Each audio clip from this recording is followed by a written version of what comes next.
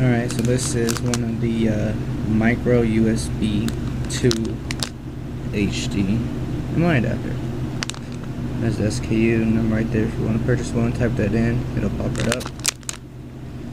That's what it looks like. Entire package.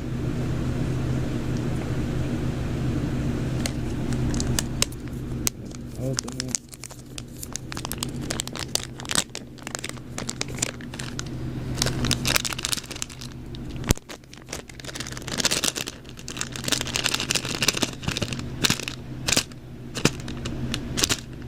There you go.